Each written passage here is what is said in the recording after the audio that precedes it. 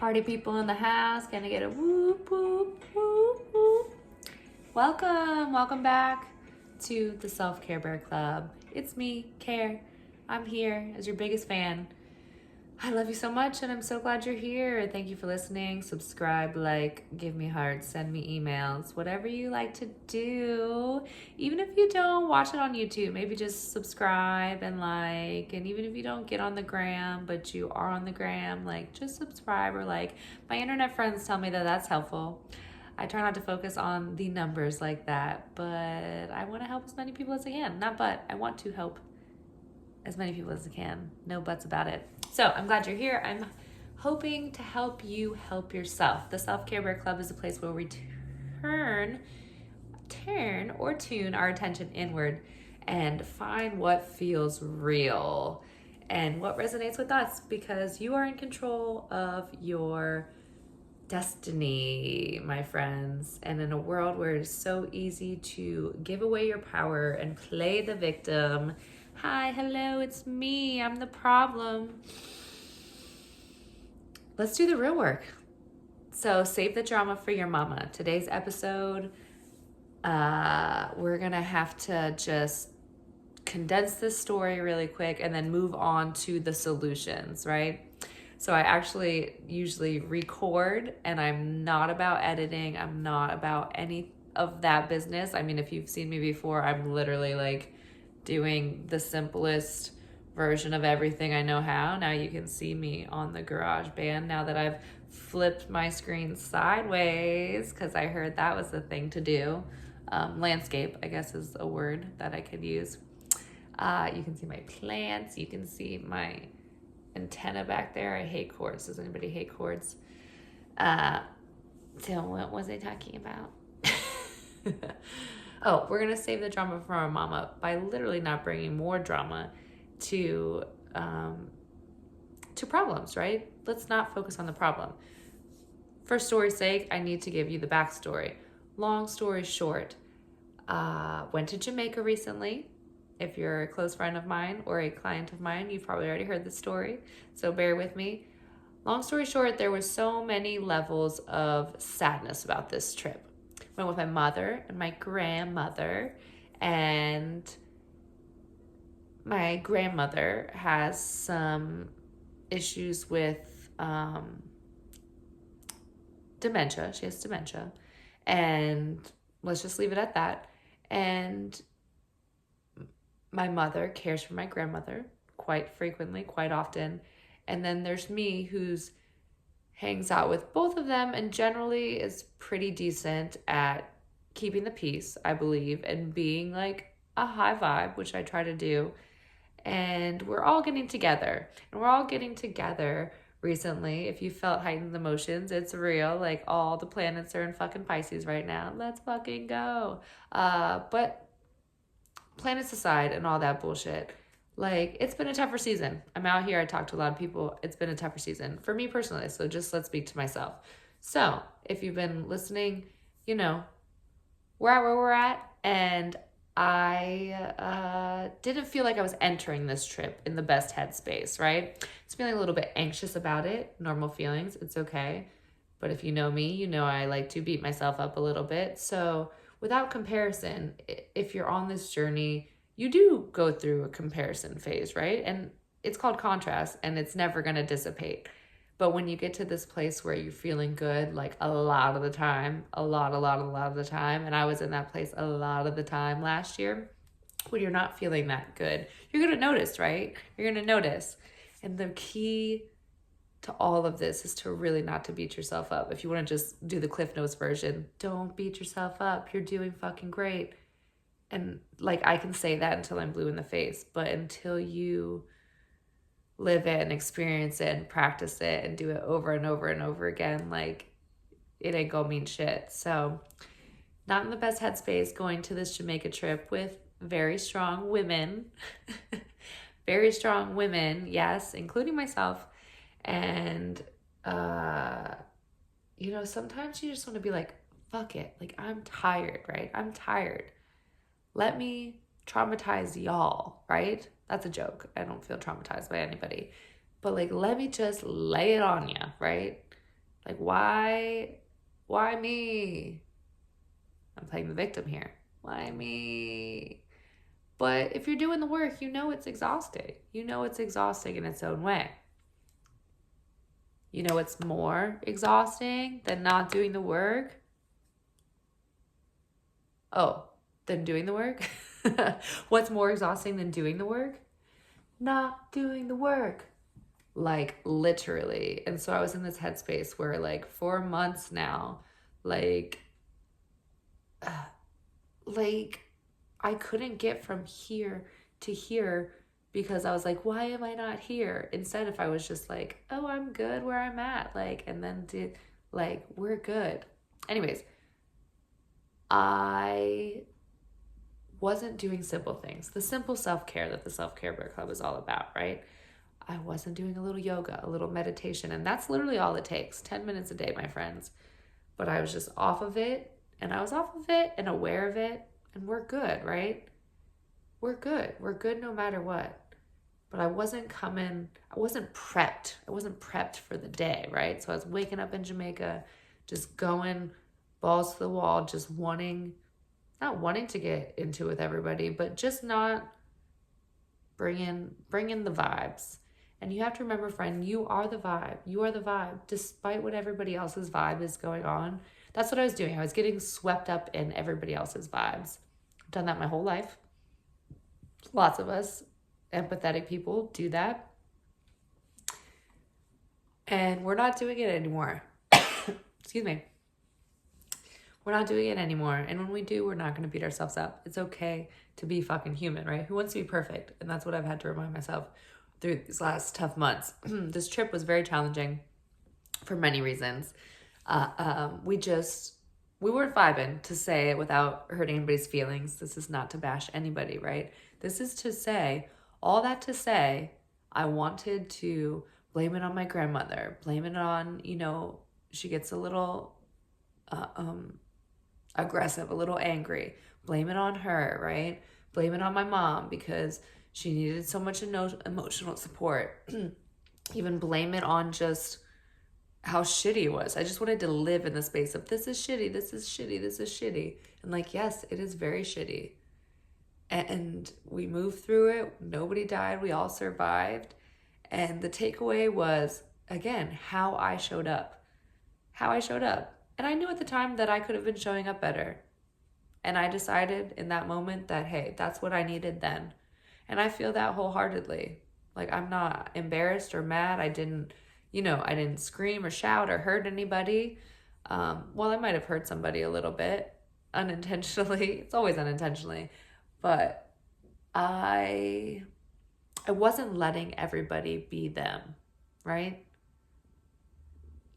I wasn't letting everybody be them. I was getting caught up in the drama of it all. I was reacting instead of listening. I was just getting swept up. I was just getting swept up. And so now that I'm on this side of it, I've processed all these emotions, right? Could the trip have gone any differently? No, because it went the way it went. So there's that level of acceptance too. I just know that when I do these few simple things, a little yoga in the morning, I listen to my people. I like Abraham Hicks. I like Joe Dispenza. These are all names. Write them down if you don't know them yet. I like Eckhart Tolle. Like, I listen to 10, 15 minutes of this a day. And we're creating better patterns, right? I write my gratitude journal. And again, this can be a 10-minute morning routine. But when I'm off of that, and when I say I've been off of that, I have been off of that. I've been doing things in my own way to stay grounded and to stay present and to stay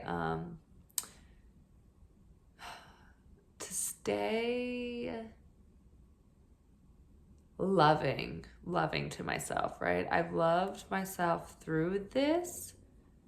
I genuinely believe that I've done that better than I ever have. There's just things that I I know, like we didn't come this far to come this far, right? So a friend I have always says it too. It's like you get to this place where you're doing really good and you're doing all the things, and then you're like, oh, I don't need to do it anymore. I don't need to do it anymore. And I don't think that's what I necessarily was feeling, but maybe that resonates with you. I was feeling like, oh, I know what I need to do and I'm just not doing it. So then there was like kind of like some leftover guilt and shame. Like I said, I think I needed to do that to work through that and be okay with like, hey, we ain't gotta do all the things all the time. We are human. We are still worthy. We are still lovable. We are still capable. I was still killing it out here. Like from an outsider's perspective, somebody probably thinks you're fucking killing it. So it's just me versus me, my friends. It's you versus you. Point of the story was when I finally came back and I stopped being mad at everybody. I stopped being mad at my grandma for something she quite possibly, scientifically cannot control, right? When I stopped being mad about being sad in Jamaica, that's a big one, right? The fact that I was in Jamaica and I wasn't having a good time. Life was still lifing, right? Maybe when I realized I didn't have to be everything to everybody, I didn't. My mom was just glad I was there. She wasn't asking anything of me specifically. That's all internal pressure I put on myself. I just realized like, wow, this was like my aha moment. Like I said, it was a tough season for me and maybe you can relate. And this just like was the last little umph that I needed to get me back to spring into my steps. So how are you feeling? Like is there something you could do right now that would make you feel a little more connected, a little more in touch with yourself, with your true self? Not the one who questions everything you do, not the one who beats you up for being human, not the one who cares if you get out of bed or not. See, that's where I kind of was. I needed to be that human that was just like compassion. I needed to give my like other parts of you. There's like parts of you, right? And like while I love a day where I just stay in the bed, it's been like a treat for me the last couple of years. It hasn't been fully accepted. It's like, okay, you work really hard and then you get to do this. And this winter season was all about just like, yo, we are resting. We are resting the fuck up. Like this is hibernation to its fullest. And so we are loving ourselves, eating more than we've eaten in a long time. We are loving ourselves in the bed. We are loving ourselves when we are not doing our morning routine. We are loving ourselves. We are loving ourselves when we are not loving ourselves. Did you hear me? We are loving ourselves when we are not loving ourselves. Whew. So, you can be anywhere in the world with anybody in the world. And you get to decide. You get to decide what it is. And just being real is enough. Just being real is enough. Yeah, just being real is enough. It always is. It is. But try to be real, right? Real where you're at. Whoa! I got feet. I got feet on the camera if you're watching on YouTube. If you're not, go watch on YouTube. Yeah, just bring it back home. Bring it back home. It's been a lot out here. Everybody wants to talk about politics. Wah. The dumpster fire of a world. I'm tired of it, y'all. Because what do we get to decide? What do you think feels better? Do you like talking about the dumpster fire that the world is right now? Or maybe you just don't talk about it. Just don't talk about it. Just try not talking about it. Try shutting off the news. Like, don't talk about it. because it doesn't feel good when you talk about it. And guess what you do when you're spewing hate?